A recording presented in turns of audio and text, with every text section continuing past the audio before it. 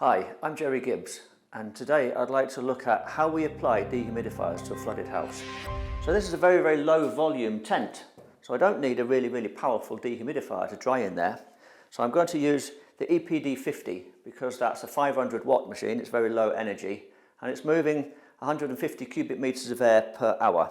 And we have 120 which we can use for the process air, which is going to be driven into the tent, and about 25 that's going to drive the wheel. In my tent I've got two air inlets, so onto this dehumidifier I'm going to fit a manifold with the 3 ports. I'm going to fit that on, and I'm going to put a blank cap over one of the ports so that I'm only using 2 of them.